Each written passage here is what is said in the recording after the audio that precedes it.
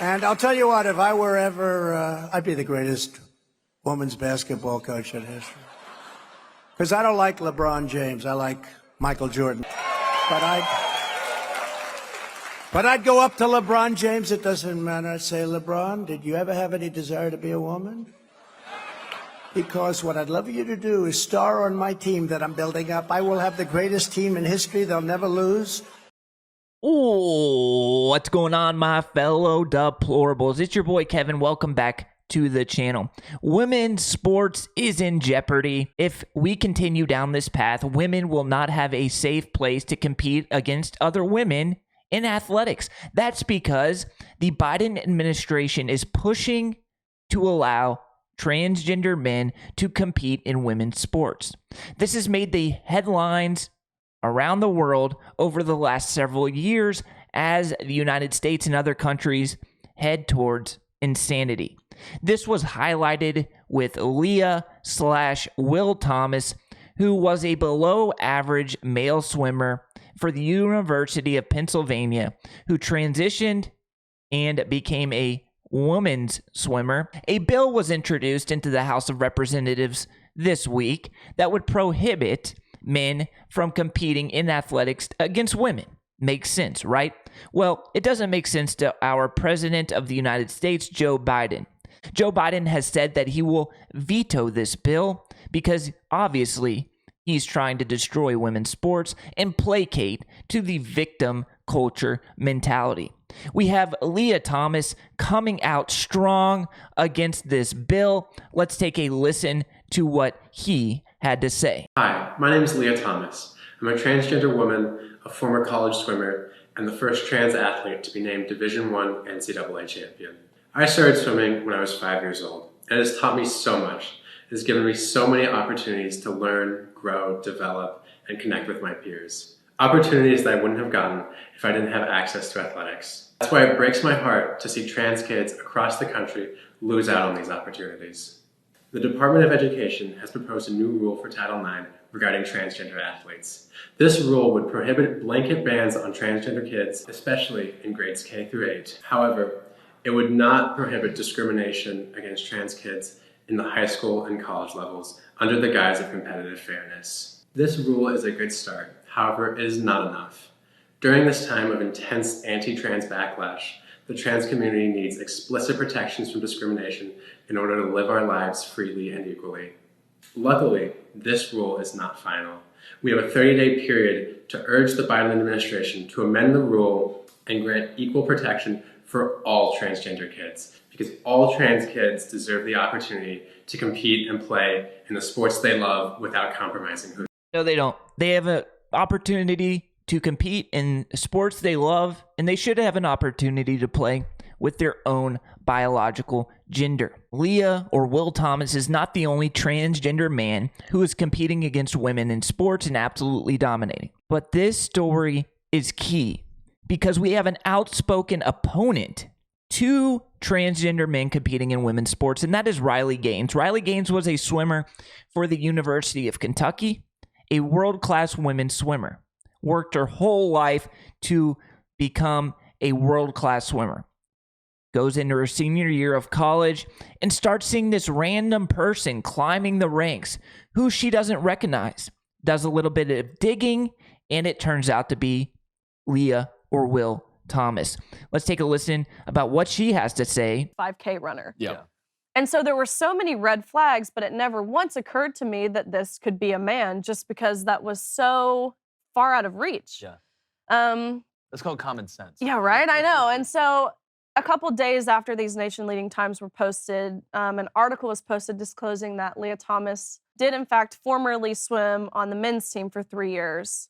And so I'm reading this and I'm like, wait, so this is a guy? And when I read this, I was shocked, of course, but I truthfully felt relieved because when you look up Will Thomas at this point, you can see that they were ranked 462nd at best. Yeah, couldn't cut it in the men's division. And so seeing that on paper, I thought surely the NCAA wouldn't let this person compete with us. But of course, that's not what we saw.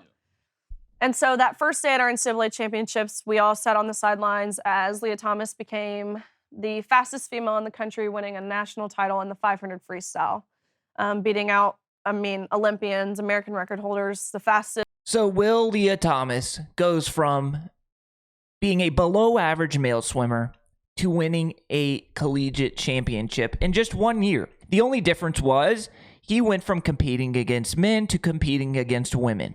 That highlights how unfair this story is. And the story gets even crazier. I'm not going to play too much more of this video, but Riley Gaines ties Lia Thomas at the collegiate championship, but who do they give the trophy to?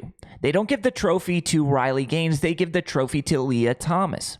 Why? Because they wanted a photo op. This is not about equality. This is not about fairness. This is about pushing a woke agenda.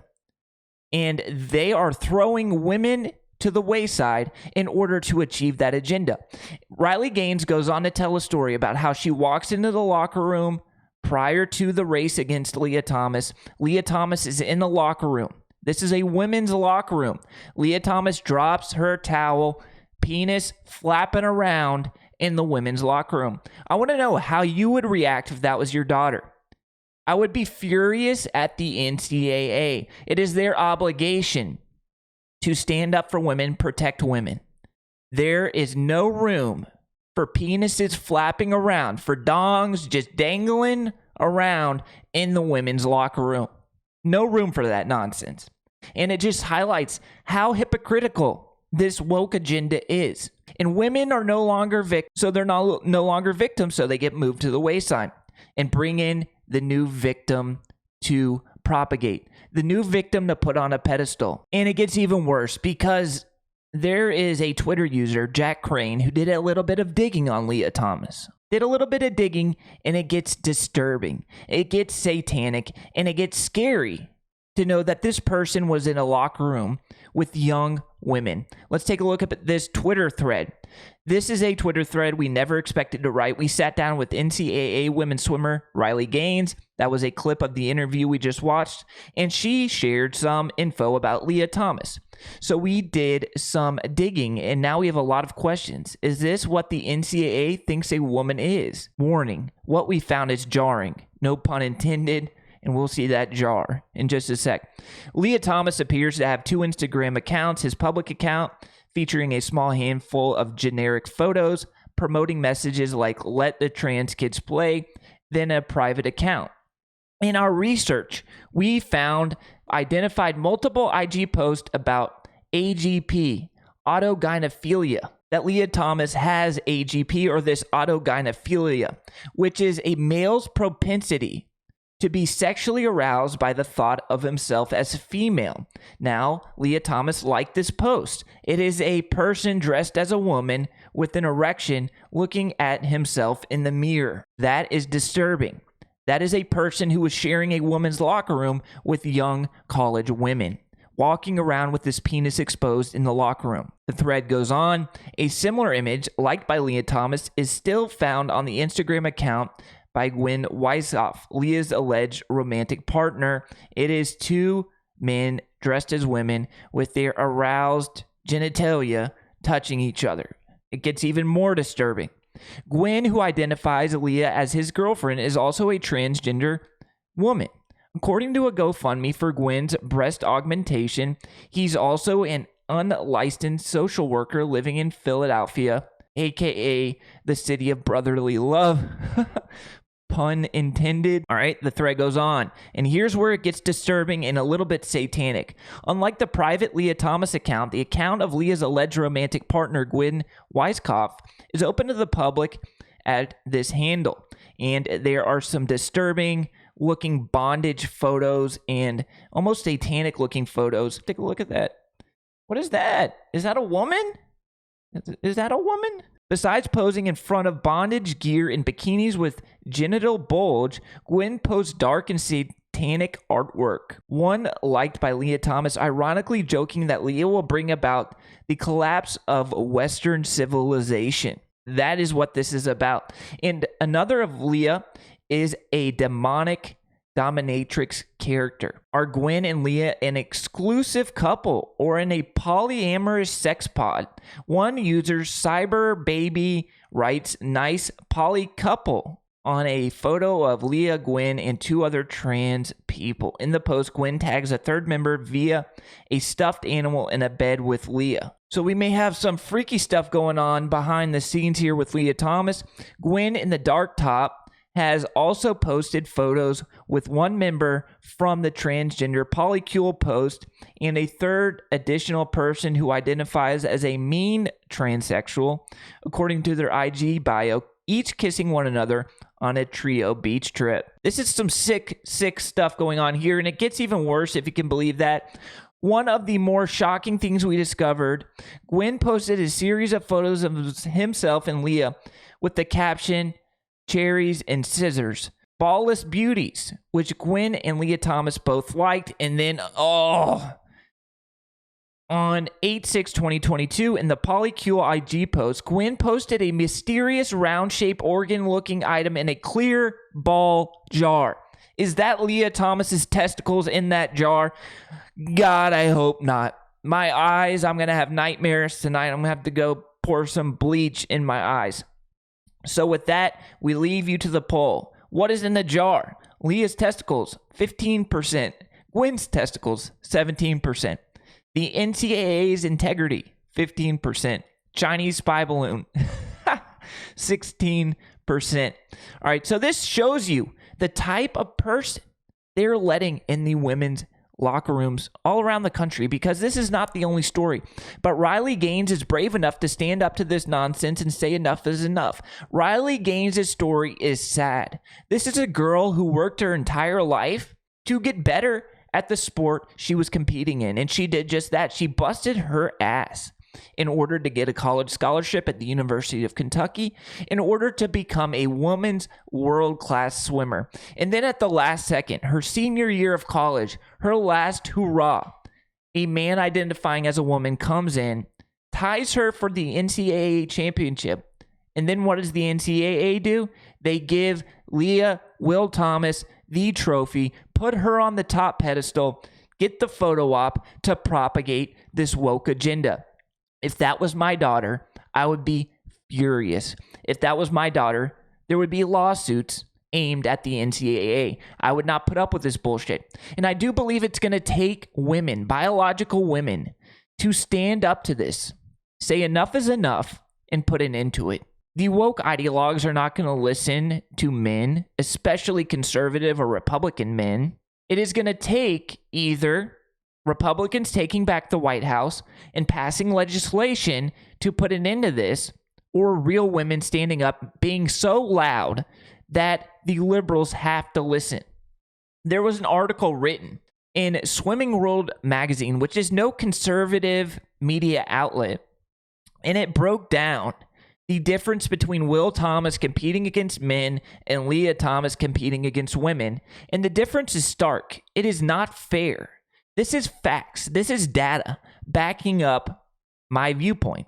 And my viewpoint is correct because the data backs it up. Now, Lia Thomas's viewpoint we saw in that video post, that's her opinion, her opinion. This is data. In the 500 freestyle, competing against men, Will Thomas's time was 4:33. Now, that is just 6% better than the average women. Well, the average man in the same race is 10% better than the average woman. So competing against men, Will Thomas is below average, but when he switches over to competing against women, he's better than the average woman. But if he's racing against the top-notch men, he's going to get absolutely demolished. And that data shows you how unfair this is. He was like the 400th best male swimmer in college swimming against men. He's winning world championships against women. This is idiotic. There is no data or fact to stand by the argument that men should be competing against women. It is pure identity politics to the fullest extent. Each university has a select amount of scholarships they can offer to women per sport. So let's say a women's swim team at the University of Pennsylvania, for example, has 10 scholarships. and they give the 2 of those to transgender men identifying as women. That's 2 spots that are taken away from real biological women.